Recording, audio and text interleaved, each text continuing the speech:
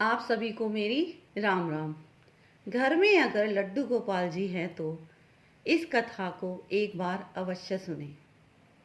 बहुत साल पहले की बात है। कुंभनदास जी नाम के कृष्ण जी के परम भक्त थे।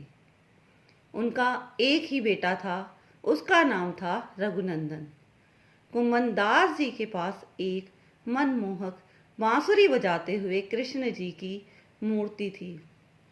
वे हर घड़ी कृष्ण जी के ध्यान में लीन रहते, पूरी निष्ठा श्रद्धा भाव से उनकी सेवा पूजा अर्चना करते, कभी भी मूर्ति से दूर नहीं होते, जिससे कृष्ण सेवा में कोई भूल चूक ना हो जाए। हर घड़ी कृष्ण कृष्ण कृष्ण उनके मुख से निकलता रहता। श्री कृष्ण मंदिर में भागवत कथा कहते।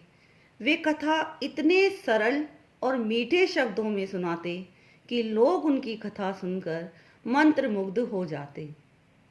वे कथा भी कहते और अपने सांवरे की पूजा में लगे रहते।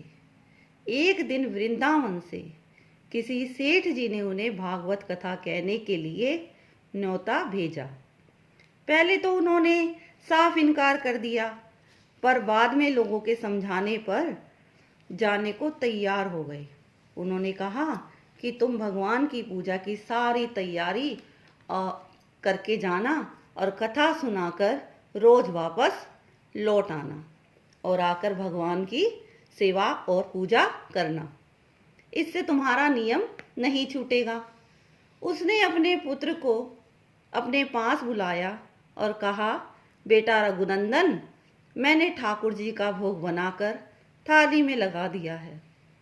तुम समय पर ठाकुर जी को भोग लगा देना और देखो बेटा कोई गलती ना हो।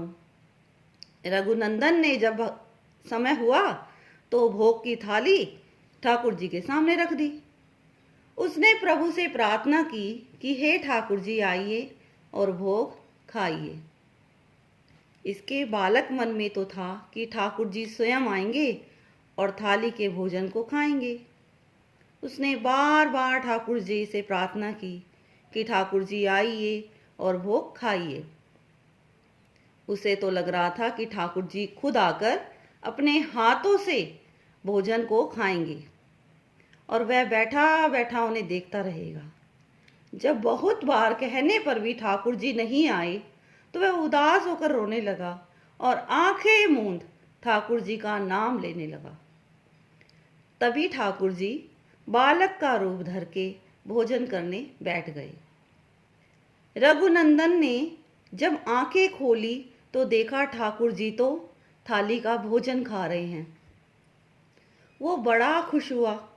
रात को जब कुंभनदास जी ने आकर अपने पुत्र को आवाज लगाकर बुलाया और पूछा कि बेटा ठाकुर जी ने भोग ले लिया था, तो उसने कहा कि हाँ पिताजी, ठाकुर जी ने तो बहुत खुश होकर खाया। उन्होंने कहा, बेटा मुझको भी प्रसाद दे दो। तो रघुनंदन ने कहा, पिताजी ठाकुर जी ने तो सारा भोग खा लिया, मुझे ही नहीं दिया।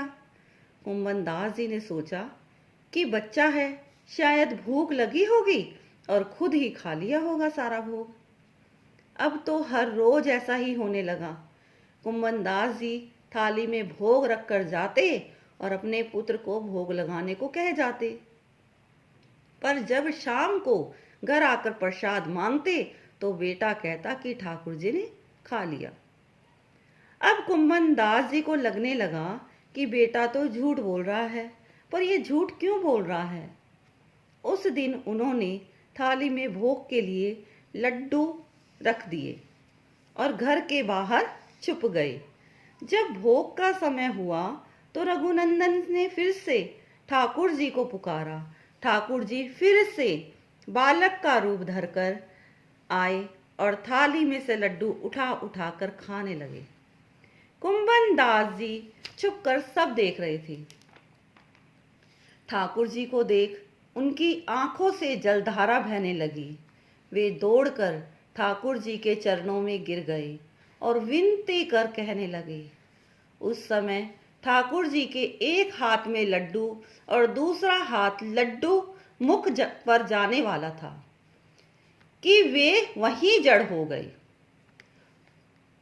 कुम्भन दास जी ने कहा, हे मेरे लड्डू गोपाल, आपकी छवि देखकर मैं धन्य हो गया। आपके दर्शन मात्र से सभी पाप और दुख दूर हो जाते हैं। आपकी सेवा से मन को जो खुशी और आनंद मिलता है उसका वर्णन नहीं किया जा सकता। तब से ही ठाकुर जी को लड्डू गोपाल कहा जाने लगा। उनकी सेवा पूजा अर्चना से जो सुख है उसे कहकर नहीं जताया जा सकता। हे मेरे लड्डू गोपाल, हम सब पर अपनी कृपा दृष्टि बनाए रखना। जय हो मेरे लड्डू गोपाल, जय हो ठाकुर जी, जय हो राधा रानी।